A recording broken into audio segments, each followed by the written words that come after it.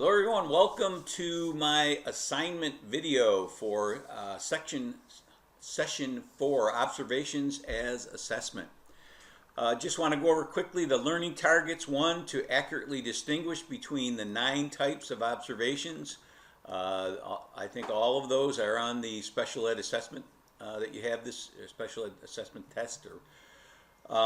Describe how to use observations as formative assessment. I believe that's what most of you will use them for. And explain the different ways observation reliability can be compromised. Important about using observations. All right, let's talk about the assignments. This semester is the first time I have taught observation as an assessment option. So I'm hoping that together we will help create this and make it even stronger than it is right now. As you can see from the session's learning targets, there are a few different reasons for learning how to observe effectively. You have 2 holdover assignments that are due at the end of the session. I will go on and show you that you can upload them. One of them is the double entry journal. You can upload that in this assignment folder. I have links to it, or you can upload it in session 3 assignment folder. You'll see that there's the link to the DEJ. If you click on it, it'll take you to where you can upload it. And there you do not click this write your submission, please. Do not cut and paste. What you need to do is click on browse your computer. It's automatically checked by SafeAssign, so you don't have to worry about that. You did not have to upload any of your assignments, any of your discussion board initial posts for the last semester. Some of you asked me that. These were not full-blown discussion boards. They were what I call modified discussion boards. You have this is session 3 here. That's not where we should be. We should be in session 4. Most of your assignments this semester are reading. You're going to read Cohen and Spencer, Chapter 8 on observations. You're going to read formative assessment that truly informs instruction. There is some formative assessment in there. That's where that learning target is. Good article here by a teacher, Katie White. She's a teacher that talks about observation. And then you have a test on special ed assessment, where most of it is going to be on observation. There are questions on things we covered before, so keep that in mind.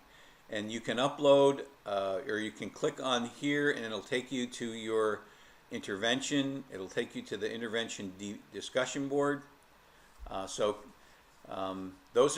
closes at the end of this session, March 4th.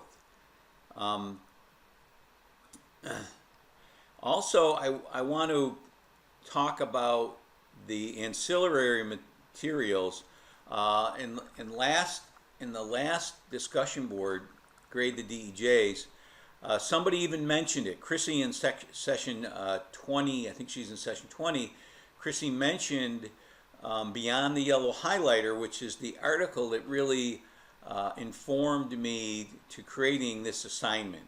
It's a reading comprehensive strategy. If you want to go back and look at that, I would recommend it because this is a reading comprehension strategy that really, instead of just highlighting things and then forgetting about them, when you highlight and make connections to them, whether you do it in the margins or whether you do it in a double entry journal, it really makes the information stick.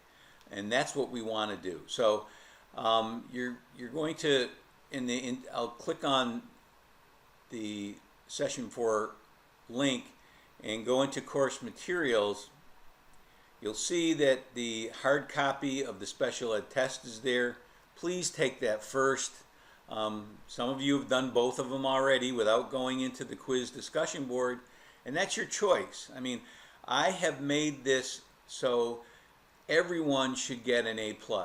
I've created it so you can go into the discussion board and say, hey, what did you think about this question here? And you can talk about it, but without giving each other answers. So that's what I'm hoping you do. Again, you don't have to. But in Ancillary Materials is a book chapter from a book called Special Needs in Early Years. And it really is, I put this here for my pre-K people, and it actually is an excellent chapter on showing a lot of different criteria of observations and different ways to observe, because that's the major way of assessing in preschool, even in kindergarten, is through observation. So I would invite all of you pre-K people and even others to look at this chapter, but it's not a mandatory assignment.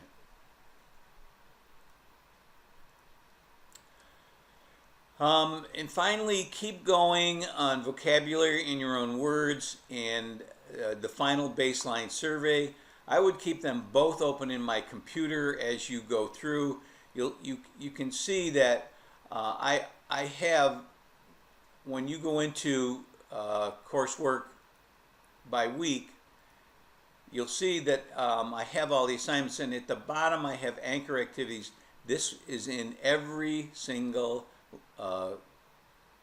session that you will find this. There's a template for your vocabulary in your own words, and there's a template baseline survey that you can be filling out. Now remember, the baseline survey requires you to use citations and to support your comments with citations from our readings or other readings, but you better cite our readings first.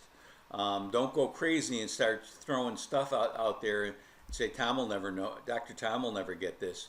And you're right. I won't get it. I won't know if you're BSing me or not. So I expect you to use citations from our readings when you do this. So that's it for this assignment. It closes, the intervention, favorite intervention DB closes on Sunday midnight, and the DEJ is due, and that you can hand that in any time. I do not take off points for late submission. So if you're deciding what you want to get done the favorite intervention video first, and make comments on your peers video before you do your double entry journal. All right, I'll talk to you all in 1 week.